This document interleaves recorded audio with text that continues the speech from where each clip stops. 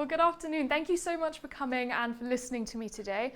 Very tough act to follow with David speaking first, so appreciate that. And also, I appreciate that I'm speaking to a lot of people who are a heck of a lot more qualified than I am and perhaps have more refined opinions and more refined knowledge. So I apologise if this is a bit of an amateur take on a bit of a, big girl topic. So I apologise for that in advance. But yes, slightly misleadingly, I'm not a postgraduate. As explained earlier, I'm Shirin, so I'm a third-year medical student from Keele University. So I'm still training. Hopefully in the next 2 years, if all goes well, I will be a doctor, and then I can say I actually am a postgraduate. But the reason that we've titled this a postgraduate perspective is because I'll be looking at the guidance that doctors are given by the BMA specifically.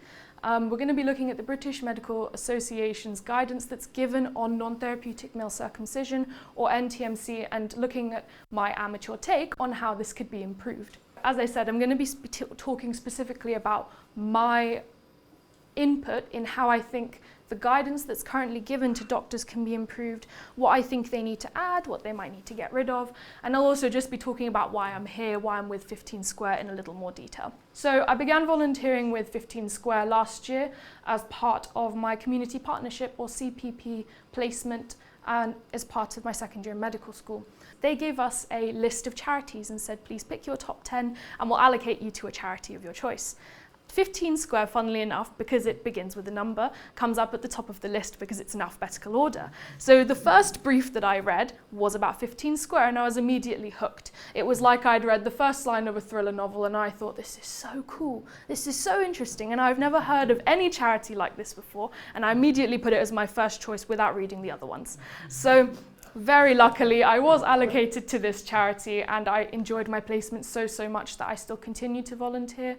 Where I have time, I help take part in research just to help David and the team with finding statistics where I have the time to do so. During my placement last year, when I was learning so much from being here with the charity, I decided that I'd try and take this to the BMA myself, because we'd been given quite a nice opportunity as medical students to attend something called the British Medical Association's Medical Student Conference. This conference involves us putting forward a motion in something in medicine or in the medical sphere that we think needs improving, or where we can put our own recommendations to improve something that perhaps the BMA can help us with. And I thought, what better way to put forward the message of the charity than to put forward my own motion that looks at improving the BMA's guidance? Because I wondered what guidance they provide, given that in medical school we cover a plethora of experiential learning and ethical topics that'll help us in our practice. We've covered topics such as abortion, we've covered euthanasia, but we've never covered circumcision and the ethical grounds that surround that. So I thought, since I'm not getting taught anything about this, I'm going to look at what the BMA's guidance offers so that I'll know what to do in the future, because I'd never really considered it. What if a patient's parents comes and says that they'd like their child to be circumcised? I wouldn't know what to do in that circumstance because we don't get, as far as I know, any guidance on it. So I checked the BMA and I was personally appalled. I didn't like the guidance at all. I thought it was very biased, and whilst I can really appreciate that the guidance they provide is trying so hard to provide a balanced view and provide some objectivity in a very grey area topic, I was also just taken aback by how one-sided and vague it is and how unhelpful it is, and that I found it was more confusing than helpful. But don't worry, I'll get into the nitty-gritty of what I think can be improved in a moment. I applied for 2 BMA positions. So as I've mentioned, the medical student conference presenter, I put forward a motion, but I also applied to be in the the Mid and North Staffordshire BMA's representative for the annual representative meeting. Sorry, that's quite a mouthful.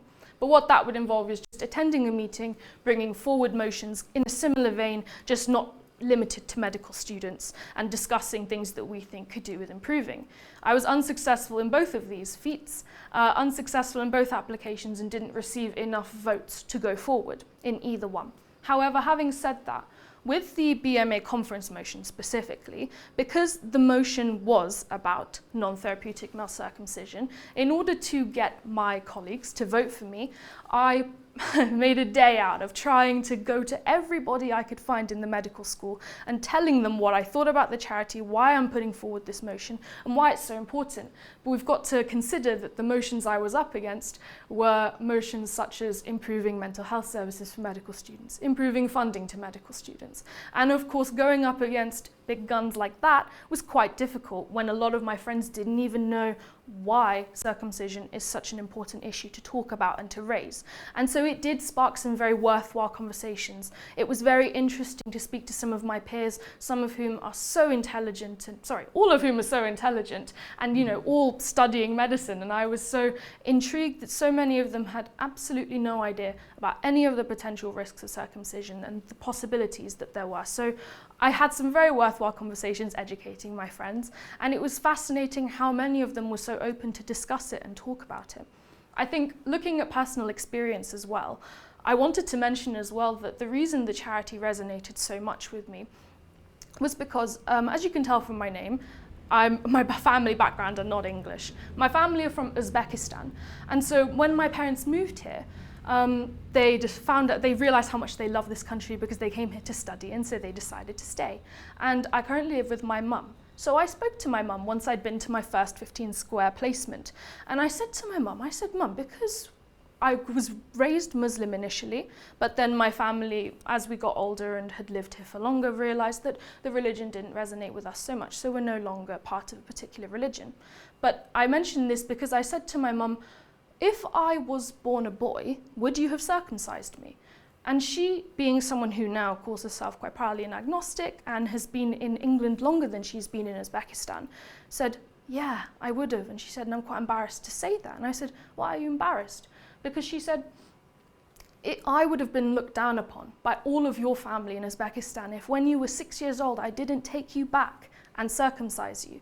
In Uzbekistan, they make quite a big event out of it. It's a big celebration where the boy is circumcised, and then once he's been circumcised, he gets put on, it's quite a grand event. They put him on a horse, and then everyone celebrates his journey into manhood at 6. And I was appalled because I was like, I don't understand how that, I just couldn't fathom that that was something that still happens. And my mum said, and I quote, it's barbaric. She said, I know that now, but only because of what you've taught me from this charity, from your placement. She said, I'd just never given it a second thought. And I said, of course you wouldn't. And I said, that's okay. She's educated herself in that vein, and I'm so proud of her for opening her mindset like that, because when that's all you're taught growing up and that's all you see in your culture, it's so deeply embedded in your culture, how are you meant to know any different? So that's why in particular when I read the brief of this charity, I was so intrigued and I really wanted to join, because I thought, well, there's even more reason for me to do this now, because it's so easy for me to stand here and to say and talk about all the potential risks. But if I was born male, if I'd simply just been born the other sex, this issue could have affected me so much deeper. And I'm really passionate that that's, something that's happened to so many people already, and they didn't have the control and they didn't have the luck to have simply been born male to be mutilated at such a young age. And so many of my relatives go through that, and I can't even discuss it with them because I'm sure they don't really want to talk with their cousin about the fact that they got circumcised at 6 years old. I applied for these 2 positions in the hope that I could perhaps bring this up to the BMA, because David had explained in such detail how much the charity have tried to raise awareness of this charity with organisations such as the GMC and such as the BMA with very little luck. And so whilst I experienced the same poor luck, I can say that the conversations I had were so worthwhile. And Dr. Anthony Lemper, I'd be remiss if I didn't mention how helpful you were in refining both my motion and my manifesto for both of these events, and I really, really appreciate your help in that. So here is the motion. I will read it since I realise the text is quite small, so apologies at the back if you can't see it. But the motion says, this conference is dismayed by the BMA's practical guidance for doctors regarding non-therapeutic male circumcision, or NTMC. The health risks and benefits card of the published guidance is both vague and biased in favour of performing the procedure in its evaluation of research. This conference proposes that the BMA performs a thorough, transparent review of the medical evidence, the ethics, and the safeguarding considerations of NTMC to inform an updated BMA policy document that reflects the BMA's values of non-discrimination, commitment to evidence-based medicine, and to child safeguarding. So with that, I thought I'd contextualize this a little bit more and actually look into what guidance the BMA does offer in general and what they offer with regards specifically to NTMC.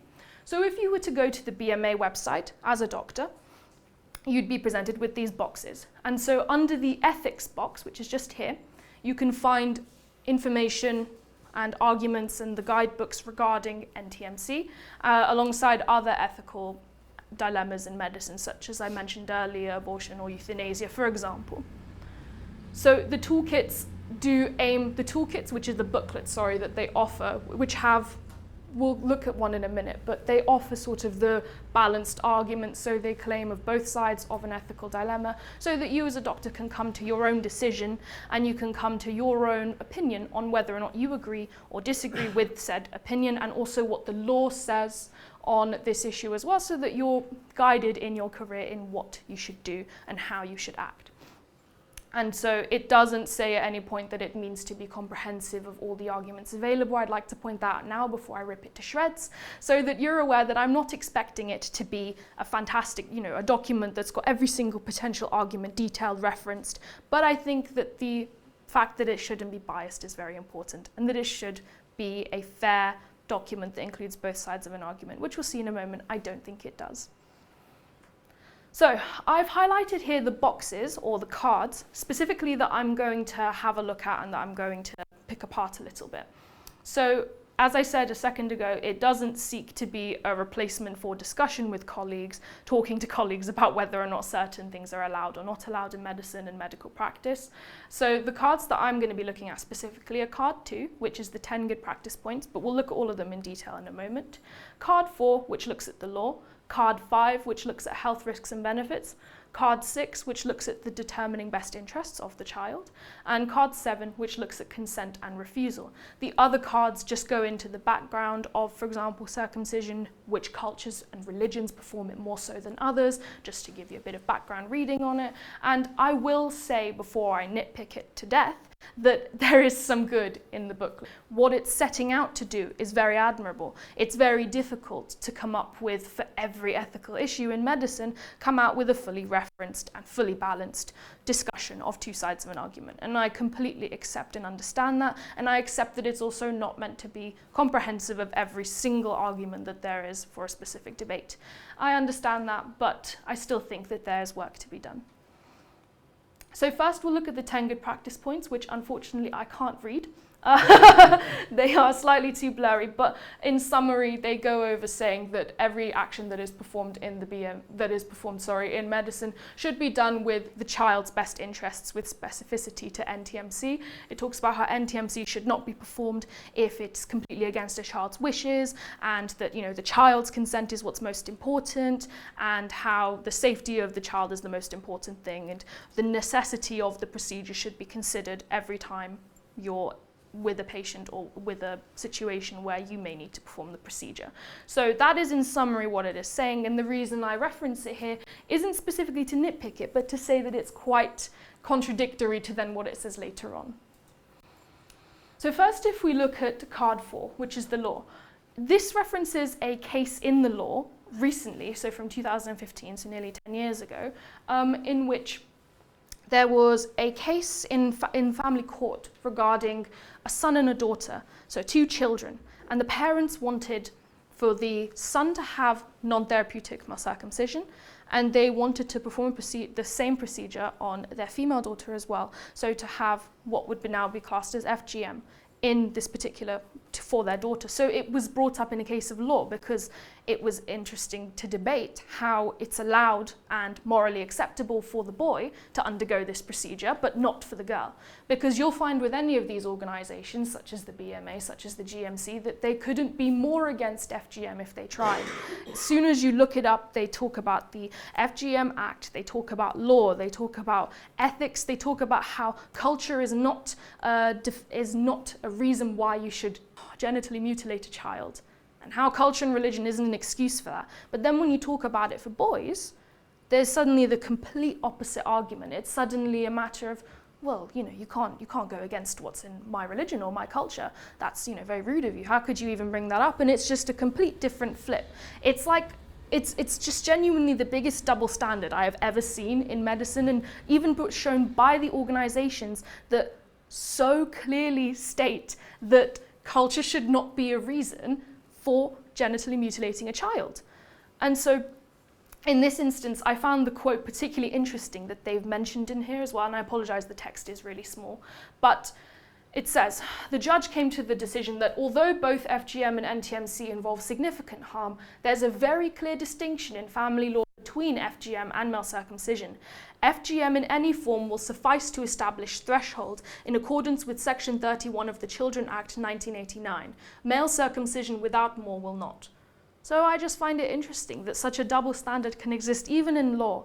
And I find that this card in particular doesn't then go into any further detail to say how perhaps this might be, how this view could be challenged, which I think would be quite important, because we have to remember that the doctors who are reading this do not receive a lot of training or knowledge in circumcision, specifically for males. We don't receive anything of the sort. I've never ever been taught about it before in my entire 3 years of studying medicine. And they're going to be reading this with very little background knowledge. That's the reason people seek these documents. They're nice, concise summaries of big ethical debates. But then when you're only mentioning a case like this and not at all countering it, not at all providing any other perspectives on this case, it just almost makes it seem like, well, yeah, NTMC is okay, but FGM's not, and that's it. And I just find that to be perhaps could be improved by just saying or acknowledging that this is not, or this is something that needs work on. There are other perspectives to this debate. It just seems a bit one-sided to me, is my input on this particular card. So the health risks and benefits card, which is card 5, goes on to ask, is non-therapeutic male circumcision of overall benefit or harm to a child's health? So the card starts by saying that there's significant disagreement, so off to a good start here in answer to the above question. And so some benefits are discussed, some risks are discussed, but as you'll see on the next slide in a moment, what the risk slide makes up for in quantity is not made up for in quality, because it may be longer than the perceived benefits paragraph, which we'll see in a second, but it doesn't actually outline any risks. So this is the risks card of the procedure, and this is the perceived benefits. Again, I'm really sorry you can't read it. I'll read it out for you. But with the risks, they speak about how there are clearly risks inherent in any surgical procedure, for example, pain, bleeding, surgical mishap, and complications of anesthesia. With NTMC, there are associated medical and psychological risks, although it's generally considered a low-risk procedure, which I think is quite a big claim, given they haven't backed this up with any referencing. There's no referencing at all throughout the document, which I think is another one of its pitfalls.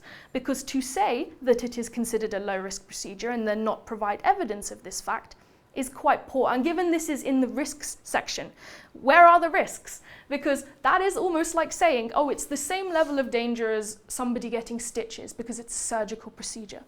But it doesn't provide any of the psychological risks, doesn't mention any of the biological risks, such as keratinization of the glands, sensitization issues, impotence issues, which I'm sure you know better than me, are very real. And there are so many men who are affected by this in so many different ways, and this document fails to mention any of them.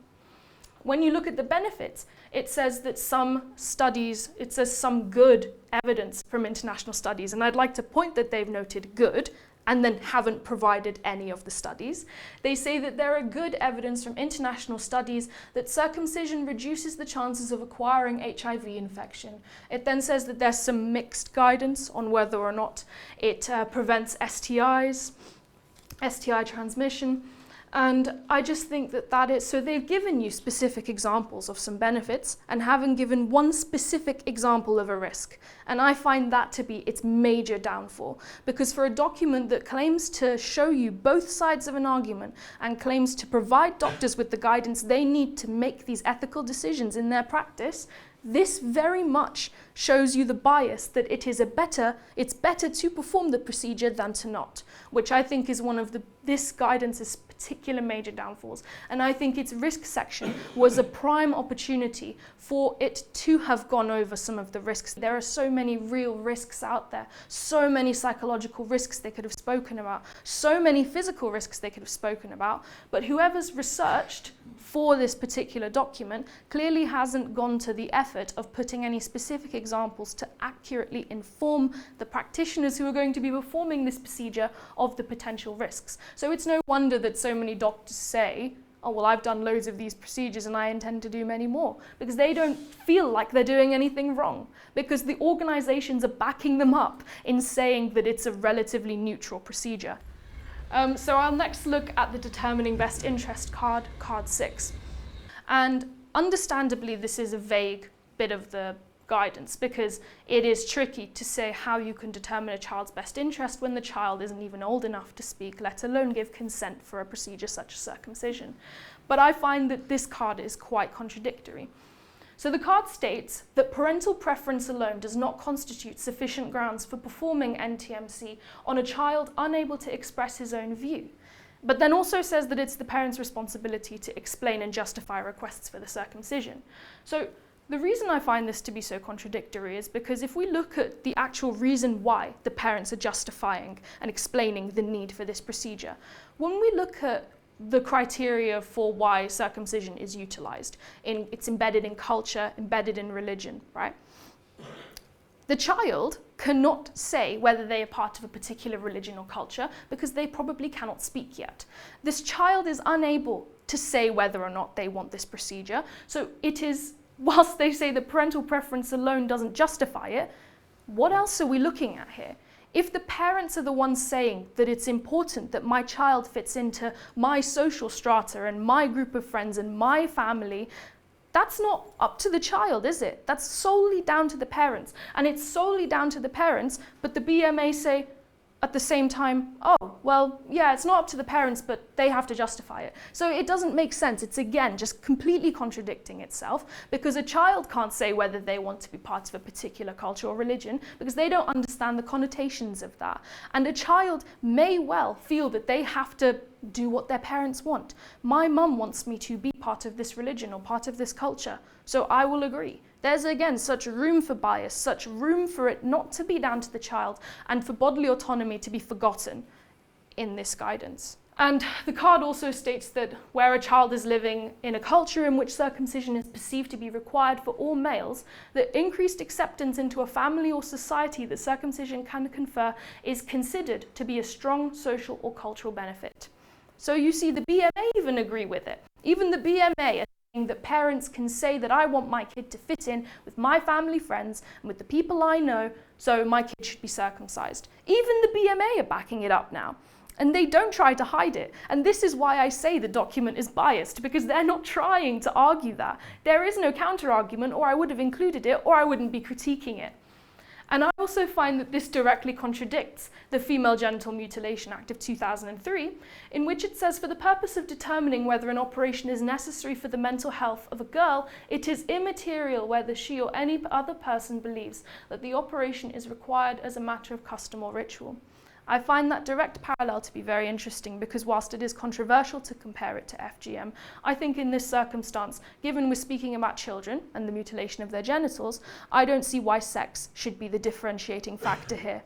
I think this is the same thing, and the BMA will back this up like no tomorrow. They are fully behind the Female Genital Mutilation Act and behind prohibiting FGM. We even get taught in medical school how to look out for signs that a girl has been genitally mutilated. And yet, when it comes to boys, they don't hold the same view, because in their mind, the custom or ritual is a strong cultural benefit. They think it's a benefit. They see it as a positive that you're fitting in with what your family want you to be. And so this is why I think it's a massive bias and inequality that just because you were born male, you don't have that bodily autonomous choice to decide whether you want something to be done to your genitals. So next I look at the consent and refusal card. The guidance is clear that the child should be involved in the decision-making process where possible. They do repeat this quite often throughout, ironically, given what I've just shown you on the previous card. And they do insinuate that some religions also don't allow for NTMC procedures to be delayed until the child can make their own decision. So again, we're faced with a bit of a grey area here. If the religion says that a child, for example, has to be circumcised at age 6, then how is a child supposed to consent to that? Because like we've discussed earlier, it's usually the decision of the parents and the doctors because they know best. They know what's best for the child. And the implication that in so many religions, a child won't even get to the age where they're old enough before the religion states that they have to have had this procedure done, just again links to the card I've just mentioned, because they're saying, well, remember, custom and religion fitting in is a benefit. So again, they don't do anything to counter this claim. They don't do anything to guide doctors in what to do if this is the case. Because if I were to get a patient where the parents want the child to be circumcised, and they tell me that this must be done by the time he's age 6, or he won't be accepted into manhood, he won't be accepted into his adult years, he'll be turned away by the rest of the family, there is no guidance here. It brings up that this is a possibility, but why include it if you're not going to help? Because that is the only reason anyone's reading this document. It's for guidance because, as I said, we don't get taught enough about it. So doctors will seek this document in their hour of need because they don't know what to do, and discussion with colleagues, and if their colleagues read this document, they're not going to know what to do either. So again, it's just a matter of, I think, improving the guidance to make it guidance, to improve its specificity and to improve the advice that it gives to physicians. So in summary, this is how I feel the guidance could be improved. I think firstly, they need to actually provide references to back up the claims that they've made. They've used very strong words in there, such as good, when they're talking about a good benefit that they could fit to fit in their culture or fit in their religion, and they've also referenced how it may be considered a neutral procedure. Again, if they provide references for this, I'd love to read them, but they didn't, not even at the end of the document. I scrolled through it so much. There isn't any. I also think that they could provide a more balanced guide to the health risks and benefits. That's the card in particular that startled me the most, because as I showed you, they don't actually provide any risks or really properly they don't provide any examples of what could go wrong.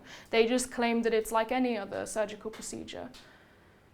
And I also think that they need to acknowledge and rectify the contradictions that are within the text, because otherwise they'll sway doctors and physicians to believe one side of the debate more so than the other. And with that, that's it from me, unless there's any questions.